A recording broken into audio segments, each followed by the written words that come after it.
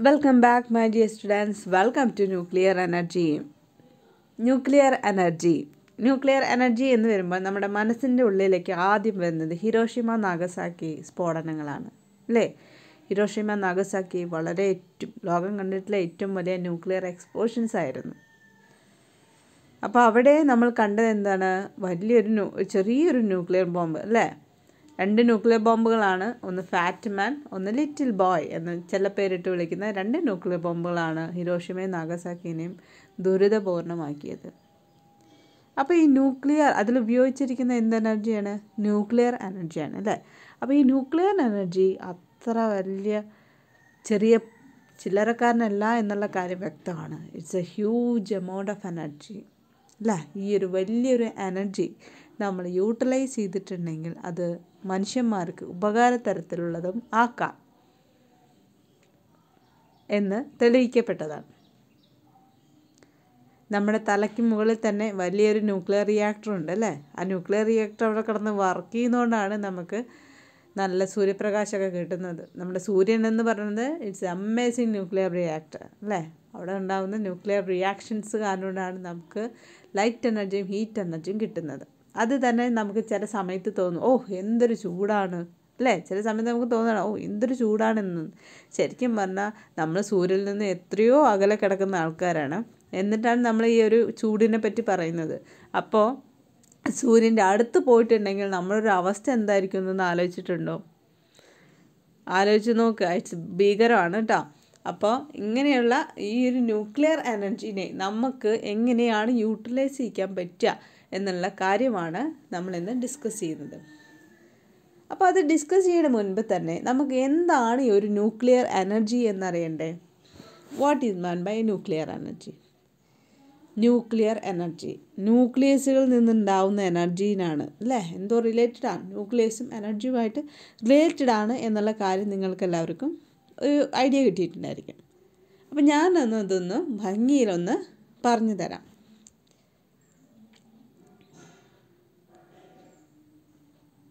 A reaction in which nucleus of an atom undergoes a change to form a new atom and release enormous amount of energy is called the nuclear energy.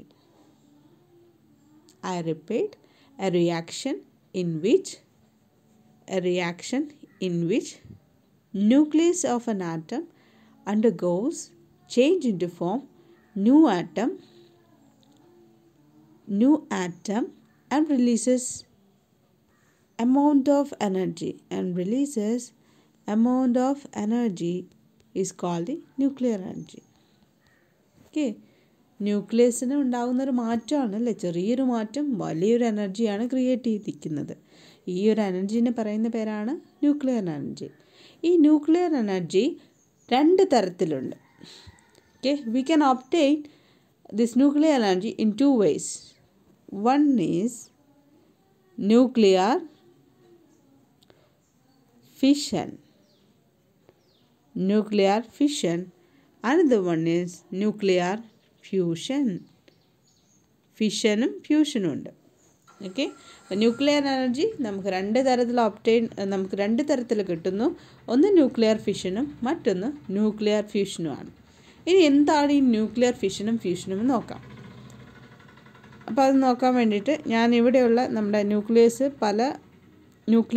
പല ആറ്റമായിട്ട് മാറുന്നു എന്നുള്ള കാര്യം ഞാനൊന്ന് മായ്ച്ച് കളയുന്നുണ്ട്.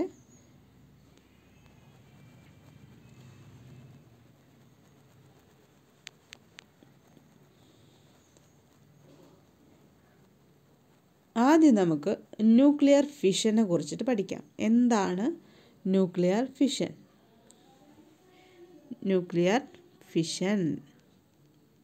Fission എന്നൊരു വേർഡിൽ തന്നെ ഒരു hint കിടപ്പുണ്ട് അല്ലേ. കഷ്ണിക്കുക, മുറിക്കുക എന്നുള്ള അർത്ഥം.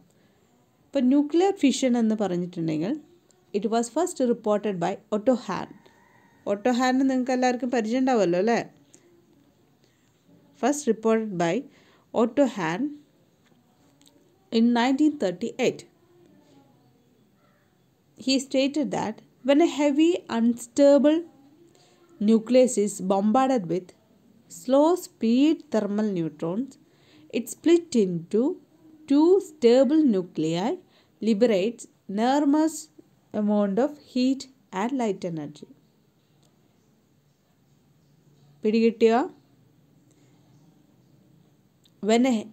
When a heavy unstable nucleus is bombarded with slow speed thermal neutrons, it splits into two small stable nuclei, liberates enormous amount of energy and light energy. That process is known as the nuclear fission. അതായത് നമുക്ക് അൺസ്റ്റേബിളും അതേപോലെ heavy ആയിട്ടുള്ളൊരു nucleus ഉണ്ടെന്ന് വിചാരിക്കാം. Okay, ഇപ്പോൾ ഇതൊരു common ആയിട്ടുള്ള nucleus ആണ്. ഈ ന്യൂക്ലിയസിൽ നമ്മൾ ഒരു ന്യൂട്രോൺ വന്ന് പതിക്കുകയെന്ന് വിചാരിക്കാം. അപ്പോൾ സ്ലോ സ്പീഡ് ന്യൂട്രോൺ എന്നാണ് നമ്മൾ അതിനെ പറയുന്നത് കേട്ടോ. അപ്പോൾ when the slow speed neutron, ഈ ബ്ലൂ കളറിൽ കാണിച്ചിരിക്കുന്ന ന്യൂട്രോൺ, ഈ ന്യൂട്രോൺ വന്നിട്ട് ഈ ഒരു ന്യൂക്ലിയസിൽ വന്ന് പതിച്ചിട്ടുണ്ടെങ്കിൽ എന്ത് സംഭവിക്കുന്നറിയോ? ഈ ന്യൂക്ലിയസ് രണ്ടായിട്ട് സ്പ്ലിറ്റ് ചെയ്യും. രണ്ടായിട്ട് സ്പ്ലിറ്റ് ചെയ്തിട്ട് രണ്ട് സ്റ്റേബിൾ ന്യൂക്ലിയസ് ഉണ്ടാക്കും. രണ്ട് സ്റ്റേബിളായിട്ടുള്ള വേറെ രണ്ട് ന്യൂക്ലിയസ് ഉണ്ടായിരിക്കും. ഓക്കെ, ഈ ഒരു ന്യൂക്ലിയസ് ഉണ്ടാവുക മാത്രമല്ല, ഇതിൻ്റെ ഒപ്പം എന്തുണ്ടാവുന്നു? ഹൈ എമൗണ്ട് ഓഫ് എനർജീസുകളും ഉണ്ടാവും. അത് ഹീറ്റ് എനർജിയും ലൈറ്റ് എനർജിയും ആയിട്ടാണ് വരിക. Okay, high amount of energy will be liberated. അപ്പോൾ ഈ ഒരു പ്രോസസ്സിനെ പറയുന്ന പേരാണ് ന്യൂക്ലിയർ ഫിഷൻ. ഒരു ന്യൂക്ലിയസ് രണ്ട് ന്യൂക്ലിയസ് ആയിട്ട് ഭാഗിക്കുന്നതിനാണ് നമുക്ക് എന്ത് പറയുന്നത്? ന്യൂക്ലിയർ ഫിഷൻ എന്ന് പറയുന്നത്. ഒരു ന്യൂക്ലിയസ് ഒരു സ്ലോ സ്പീഡ് തെർമൽ ന്യൂട്രോൺസ് കാരണം കൊണ്ട് വിഭജിച്ച് രണ്ട് ന്യൂക്ലിയസ് ആയിട്ട് മാറുന്നതിനാണ് ന്യൂക്ലിയർ ഫിഷൻ എന്ന് പറയുന്നത്. ഓക്കെ, വെട്ടൊന്ന് മുറി രണ്ട് എന്ന് പറഞ്ഞു കേട്ടില്ലേ? അതേപോലെ തന്നെയാണ് ന്യൂക്ലിയസ് ഉണ്ടാവും, അതിനായിട്ട് ഒരൊറ്റ വെട്ട് കഴിഞ്ഞാൽ എന്താവും? അത് രണ്ട് കഷ്ണമാവും. അപ്പോൾ ഓർക്കാൻ ഏറ്റവും എളുപ്പം നമ്മൾ തേങ്ങ വെട്ടില്ലേ? അടുക്കളയിൽ തേങ്ങ വെട്ടുന്ന കാര്യം. തേങ്ങ വെച്ചാൽ നമുക്ക് പാചകം റെഡിയാക്കാൻ വേണ്ടിയിട്ട് തേങ്ങ ചിരകാൻ വേണ്ടി നല്ലൊരു നാളികേരം നമ്മൾ വെട്ടുക എന്ന് വിചാരിക്കും. എങ്ങനെ വെട്ടും? നമ്മുടെ കയ്യിലൊരു കത്തിയുണ്ട്, നമ്മുടെ കയ്യിലൊരു തേങ്ങയുണ്ട് അല്ലേ? ഈ കത്തി എടുത്തിട്ട് തേങ്ങയുടെ മുകളിലേക്ക് ഒരൊറ്റ വെട്ടാണ് ചെയ്യുന്നത്. നാളികേരത്തിന് മുകളിലേക്ക് ഒരൊറ്റ വെട്ടാണ് ചെയ്യുന്നത് അല്ലേ? അപ്പോൾ ഈ ഒരു ഉപയോഗിച്ചിരിക്കുന്ന കത്തീനെ നമുക്ക് തെർമൽ ന്യൂട്രോണായിട്ട്, സ്ലോ സ്പീഡ് ന്യൂട്രോണായിട്ട് നമുക്ക് കണക്കാക്കാം.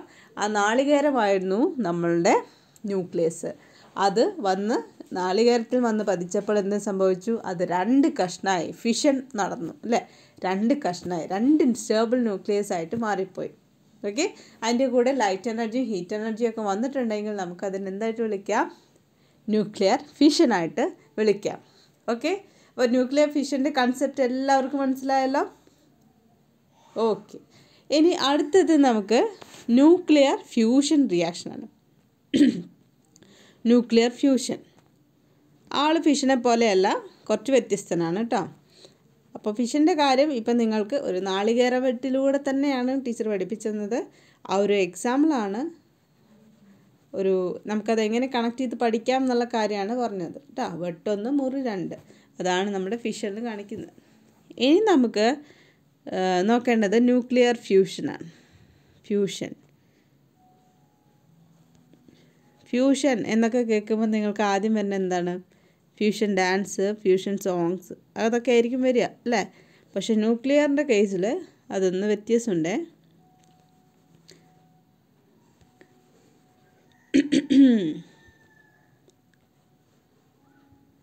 Oh my God. Nuclear fusion. Okay. Nuclear fusion reaction. ഇത് ആദ്യമായിട്ട് റിപ്പോർട്ട് ചെയ്തത് ഹാൻസ് ബെയ്ത്ത് പറഞ്ഞിട്ടുള്ള ശാസ്ത്രജ്ഞനാണ് കേട്ടോ. Hans Bethe in 1939. Okay, in 1939 Hans Bethe എന്ന് പറഞ്ഞിട്ടുള്ള ശാസ്ത്രജ്ഞനാണ് ന്യൂക്ലിയർ ഫ്യൂഷൻ ആദ്യമായിട്ട് റിപ്പോർട്ട് ചെയ്തത്. ഈ ഒരു ഫ്യൂഷൻ എന്ന് പറഞ്ഞിട്ടുണ്ടെങ്കിൽ ആ വേർഡിൻ്റെ അർത്ഥം എന്ന് വെച്ചിട്ടുണ്ടെങ്കിൽ കമ്പൈൻ ടുഗദറാണ്. ഒത്തുചേരുക അല്ലെങ്കിൽ ഒരുമിച്ച് ചേരുക എന്നുള്ളതാണ് ന്യൂക്ലിയർ ഫ്യൂഷനായിട്ട് പറയുന്നത്. What the word meaning of fusion? It's A combine together. അപ്പോൾ എങ്ങനെയാണ് ന്യൂക്ലിയർ ഫ്യൂഷൻ ഉണ്ടാവുന്നത് നോക്കാം. So nuclear fusion means it is combining together of two or more nuclei into form single nucleus.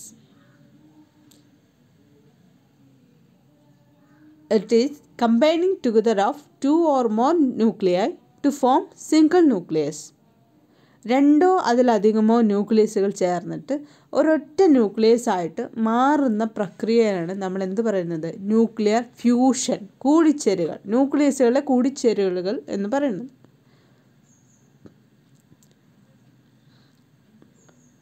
Thus, in this process, two lighter nuclei fuse together to form stable heavier nuclei with the simultaneous release of very large amount of energy, and this process is known as the nuclear fusion.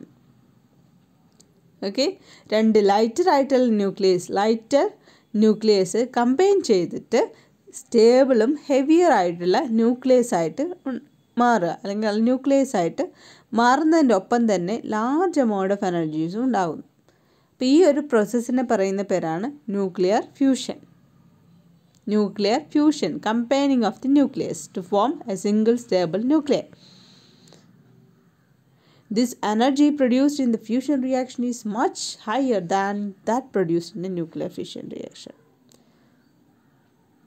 Nuclear fusion ഉണ്ടായിട്ടുള്ള energy എന്ന് പറയുന്നത് ഫിഷനേക്കാളും ഭീകരമാണ് കേട്ടോ. അത് കാര്യം കൂടിയും ഓർത്തിരിക്കാം. ഇപ്പോൾ nuclear fusion എന്ന് പറഞ്ഞിട്ടുണ്ടെങ്കിൽ നമുക്ക് എങ്ങനെ പറയാം? രണ്ട് ലൈറ്റർ ന്യൂക്ലിയസ് ആണ് കേട്ടോ. അവർ രണ്ട് ലൈറ്റർ ആയിട്ടുള്ള ന്യൂക്ലിയസ് കമ്പൈൻ ചെയ്തിട്ട്, ഇവർ രണ്ടുപേരും കമ്പൈൻ ചെയ്തിട്ട് എന്തുണ്ടാകുന്നു? ഹെവിയർ ആയിട്ടുള്ള വേറൊരു പുതിയൊരു ന്യൂക്ലിയസ് ആയിട്ട് ഫോം ചെയ്യുന്നു. ഇങ്ങനെ ഫോം ചെയ്യുന്ന ഒപ്പം തന്നെ എന്തുണ്ടാകുന്നു?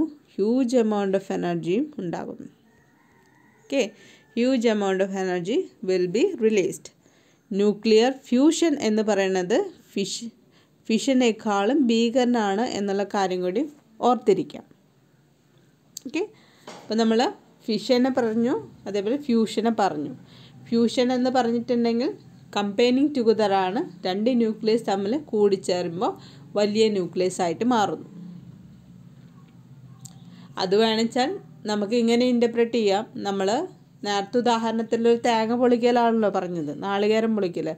അപ്പോൾ ഇതിൽ നിങ്ങൾ ഒന്ന് ആലോചിച്ച് നോക്കൂ, ആ പൊളിഞ്ഞിരിക്കുന്ന രണ്ട് നാളികേര കഷ്ണങ്ങൾ അവർ നമ്മൾ കൂട്ടിച്ചേർത്തിട്ടുണ്ടെങ്കിൽ നമുക്ക് വീണ്ടും വലിയൊരു പണ്ടത്തെ തന്നെ നാളികേരം കിട്ടുന്നു അല്ലേ? അപ്പോൾ അതാണ് ഫ്യൂഷൻ എന്ന് പറയുന്നത്. ലൈറ്റർ ആയിട്ടുള്ള രണ്ട് ന്യൂക്ലിയസിനെ തമ്മിൽ ചേർത്ത് വെച്ചിട്ടുണ്ടെങ്കിൽ പുതിയൊരു ഹെവി ന്യൂക്ലിയസ് ഉണ്ടാകുന്നു, ഒപ്പം തന്നെ അതിൻ്റെ കൂടെ കൂടുതൽ എനർജീസ് ഉണ്ടാകുന്നു. ഈ ഒരു പ്രോസസ്സിനെ പറയുന്ന പേരാണ് nuclear fusion reaction. Nuclear fusion റിയാക്ഷനാണ് ഫിഷനേക്കാളും അപകടകരം.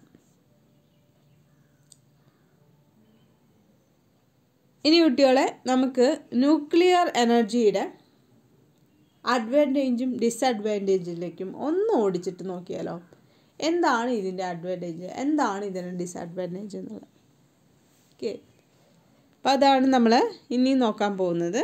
അപ്പോൾ അതിന് വേണ്ടിയിട്ട് ഞാൻ നമ്മുടെ ബോർഡൊന്ന് ക്ലീൻ ചെയ്യുന്നു. പൊതുവായിട്ട് ന്യൂക്ലിയർ എനർജികളുടെ അഡ്വാൻറ്റേജും അതേപോലെ ഡിസഡ്വാൻറ്റേജും ആണ് പറയുന്നത്.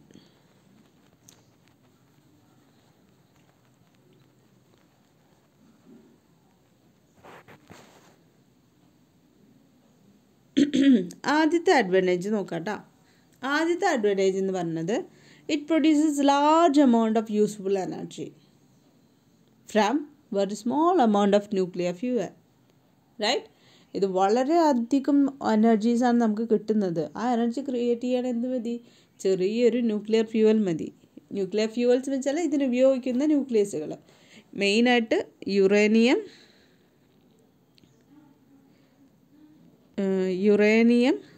235 ആണ് ഉപയോഗിക്കാറ് കേട്ടോ. അപ്പോൾ ലാർജ് എമൗണ്ട് ഓഫ് എനർജിക്ക് നമുക്ക് സ്മോൾ എമൗണ്ട് ഓഫ് ന്യൂക്ലിയസ് മാത്രം മതി. ഓക്കെ, അപ്പോൾ അതാണ് ഫ്യൂവൽ മാത്രം മതി. അതാണ് ഒരു അഡ്വാൻറ്റേജ്. ഇത് ചെറിയ തോതിൽ യുറേനിയം ഉപയോഗിച്ചിട്ടുണ്ടെങ്കിൽ നമുക്ക് ലോകം കരിക്കാൻ പറ്റുന്ന തരം എനർജി കിട്ടും. അതാണ് പറയുന്നത്. അതാണ് ഹിരോഷിമയിലൊക്കെ ഉണ്ടായത് കേട്ടോ. ഇനി അടുത്തത് അടുത്ത അഡ്വാൻറ്റേജ് നോക്കല്ലേ. ഇതിൽ പറയുന്നത് എന്താ വെച്ചിട്ടുണ്ടെങ്കിൽ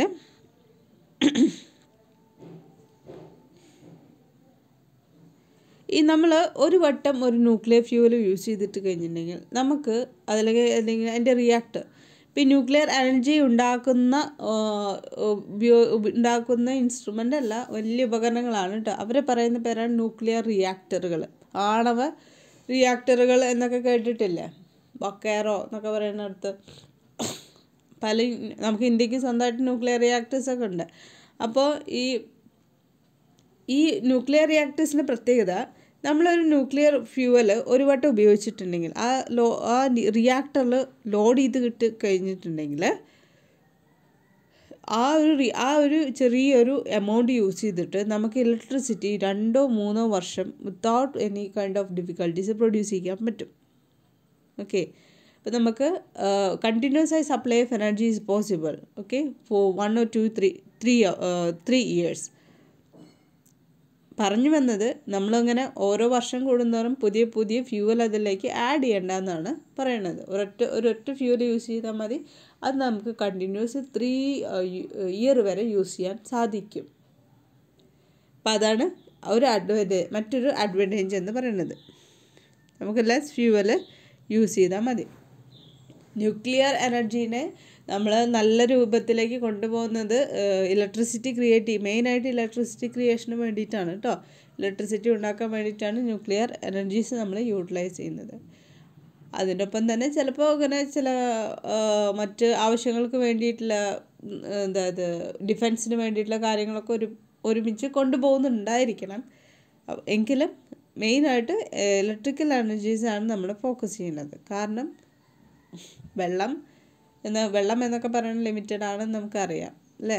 എത്ര ഫാസ്റ്റ് ആയി കഴിഞ്ഞാലും നമ്മൾ മനുഷ്യന്മാരധികം യൂട്ടിലൈസ് ചെയ്തിട്ടുണ്ടെങ്കിൽ, അല്ലെങ്കിൽ ഭൂമി ഒന്ന് ആഗ്രഹിച്ചിട്ടുണ്ടെങ്കിൽ നമുക്ക് വെള്ളം പോലും ഇല്ലാത്ത അവസ്ഥ ഉണ്ടാകും. എനർജി ക്ഷാമം ഉണ്ടായിരിക്കും. അത് എനർജി ക്ഷാമങ്ങൾ നിരത്താൻ വേണ്ടിയിട്ടാണ് നമ്മൾ ഇങ്ങനെയുള്ള എനർജീസ് എല്ലാം ഉപയോഗിക്കുന്നത്. അപ്പം നമുക്കിനി മൂന്നാമത്തെ അഡ്വാൻറ്റേജ് നോക്കാം. മൂന്നാമത്തെ അഡ്വാൻറ്റേജ് എന്ന് വെച്ചാൽ, it does not produce gases like carbon dioxide. Carbon dioxide വില്ലനാണ് അല്ലേ. അപ്പോൾ ഇങ്ങനത്തെ കാർബൺ ഡൈ ഓക്സൈഡ് ഉണ്ടാക്കുന്നില്ല. അതേപോലെ സൾഫർ ഡൈ ഓക്സൈഡ്, SO2, ഇതൊക്കെ വില്ലന്മാരായിട്ടുള്ള ഗ്യാസസുകളാണ്. ഇങ്ങനത്തെ തരം ഗ്യാസുകളൊന്നും ഈ ഇത്തരത്തിലുള്ള റിയാക്ടേഴ്സിൽ നിന്ന് ഉണ്ടാവുന്നില്ല എന്നാണ്. Okay, carbon dioxide, sulphur dioxide എന്നൊക്കെ പറഞ്ഞിട്ടുണ്ടെങ്കിൽ ആസിഡ് റെയിൻ ഉണ്ടാക്കുന്ന തരം വാതകങ്ങളാണ് അല്ലേ. അപ്പോൾ ഇങ്ങനത്തെയുള്ള കാര്യങ്ങളൊന്നും ഈ ഒരു റിയാക്ടറിൽ നിന്ന് അധികം ഉണ്ടാവുന്നില്ല എന്നാണ് പറയുന്നത്. അപ്പോൾ ഇതാണ് നമുക്ക് അറിഞ്ഞിരിക്കേണ്ട 3 അഡ്വാൻറ്റേജ് എന്ന് പറയുന്നത്. ഒന്ന്, ഫ്യൂവൽ വളരെ ചെറിയൊരു ഫ്യൂവൽ മതി വർഷങ്ങളായിട്ട് ഉപയോഗിക്കാൻ. രണ്ടാമത്, നമുക്ക് ഓരോ വർഷം ഇയർലി നമുക്ക് ഓരോ ഫ്യൂവൽ യൂസ് ചെയ്യേണ്ട ആവശ്യമില്ല. മൂന്നാമത്തേത്, വളരെയധികം ഡേഞ്ചറസ് ആയിട്ടുള്ള sulphur dioxide, carbon dioxide എന്നീ പറഞ്ഞിട്ടുള്ള വാതക മിശ്രണങ്ങളൊന്നും ഉണ്ടാവുന്നേ ഇല്ല. അപ്പോൾ ഇതിൻ്റെ അഡ്വാൻറ്റേജ് നിങ്ങൾക്ക് എല്ലാവർക്കും ഓക്കെ ആയല്ലോ. അപ്പോൾ ഇത്രയും കാര്യങ്ങൾ പരീക്ഷയ്ക്ക് ചോദിച്ചാൽ എഴുതണം കേട്ടോ.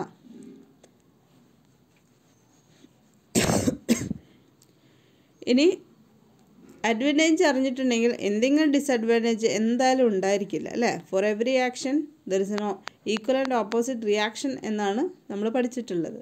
അതേപോലെ തന്നെയാണ് ഒരു അഡ്വാൻറ്റേജ് ഉണ്ടെങ്കിൽ there will be a limitation for it. അതെന്താന്ന് നോക്കാം.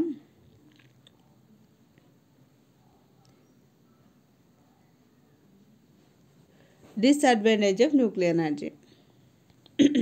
ആദ്യത്തെ എന്ന് പറഞ്ഞിട്ടുണ്ടെങ്കിൽ,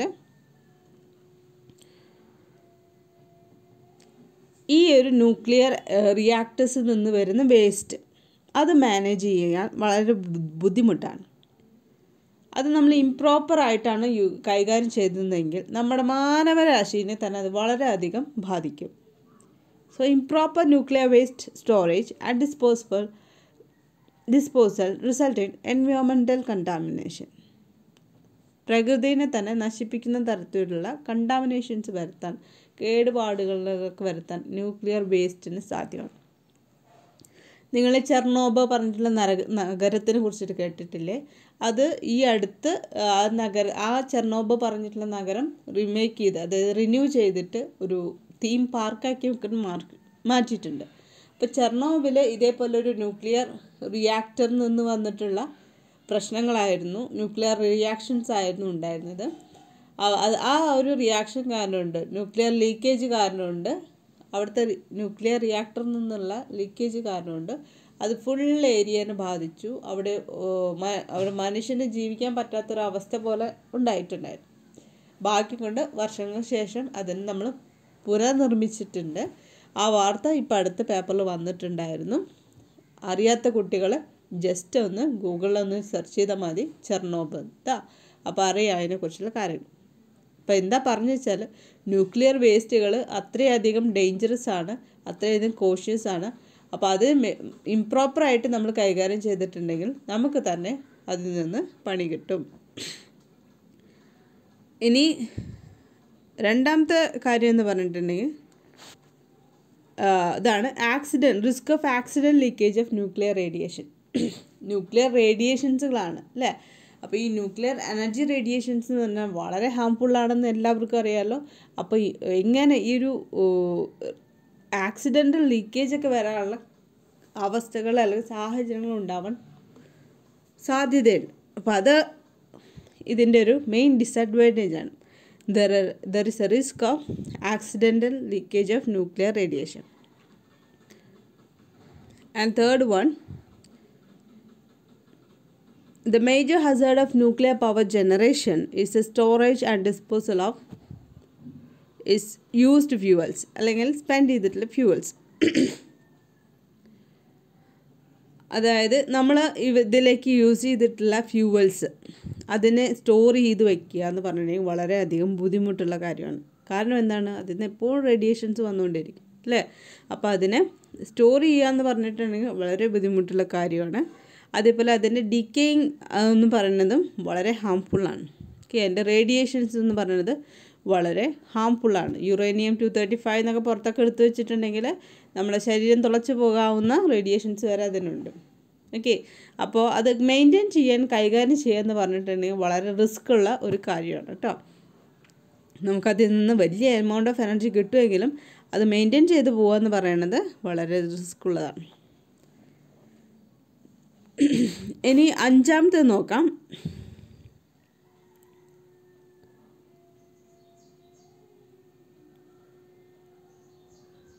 ഒരു ന്യൂക്ലിയർ പവർ പ്ലാന്റ് നമുക്ക് ക്രിയേറ്റ് ചെയ്യണമെങ്കിൽ അതിനെന്ത് വേണം, ഹൈ കോസ്റ്റ് വേണം അല്ലേ. അതായത് we need to spend much more money for it. Invest ചെയ്യുക എന്ന് പറയുന്നത് വളരെ കൂടുതലാണ്. And it's also high risk to the environmental contamination. And moreover uranium പറഞ്ഞിട്ടുള്ള ഈ സോഴ്സ് എന്ന് പറയുന്നത് ലിമിറ്റഡ് ആയിട്ട് കിട്ടുന്ന, ലിമിറ്റഡ് അവൈലബിലിറ്റി ഉള്ള സാധനമാണ്. അത് നമുക്ക് ലാർജ് സ്കെയിൽ അങ്ങ് ഉപയോഗിക്കുക എന്ന് പറഞ്ഞിട്ടുണ്ടെങ്കിൽ അതിന് ലിമിറ്റേഷൻസ് ഉണ്ട്. അപ്പോൾ അതും നമ്മുടെ ന്യൂക്ലിയർ എനർജിയുടെ ഡിസഡ്വാൻറ്റേജ് ആയിട്ട് പറയാം. അതായത് ഒന്നും തന്നെ എക്സിക്യൂട്ട് ചെയ്യാനുള്ള കാശ്, ഇൻവെസ്റ്റ്മെൻറ്റ് അത് വളരെ കൂടുതലാണ്. Uranium 235 is limited one. And അതിനെ കൈകാര്യം ചെയ്യുക എന്ന് പറഞ്ഞത് വളരെ ബുദ്ധിമുട്ടാണ്. ലീക്കേജ് പോസിബിളാണ്. ഇങ്ങനത്തെ ന്യൂക്ലിയർ റിയാക്ടറിൽ നിന്ന് നമ്മൾ അറിയാതെയോ അറിഞ്ഞിട്ടോ ഉള്ള ലീക്കേജിന് വളരെയധികം സാധ്യതയുണ്ട്. പിന്നെ radiations effect is very high. അപ്പോൾ ഇതൊക്കെയാണ് അതിന് ഡിസഡ്വാൻറ്റേജ്. അപ്പം നമ്മൾ ഇന്ന് ഡിസ്കസ് ചെയ്തത് എന്താണ് ന്യൂക്ലിയർ എനർജി എന്നും ആ ന്യൂക്ലിയർ എനർജിനെ രണ്ടായി തരംതിരിച്ചിട്ടുണ്ടെന്നും അതിൻ്റെയൊക്കെ പ്രത്യേകതകളും അതിൻ്റെയൊക്കെ അഡ്വാൻറ്റേജും അതിൻ്റെയൊക്കെ ഡിസഡ്വാൻറ്റേജുകളും കുറിച്ചിട്ടാണ്. എല്ലാവർക്കും ക്ലാസ് ഇഷ്ടമായി എന്ന് കരുതുന്നു. നിങ്ങൾ ക്ലാസ് കേൾക്കുന്നതിൻ്റെ ഒപ്പം തന്നെ ചെറിയ ഷോർട്ട് നോട്ടും എഴുതി പോവുക. ഒപ്പം തന്നെ ടെക്സ്റ്റ് ബുക്കും നന്നായിട്ട് വായിക്കുക. Thank you so much.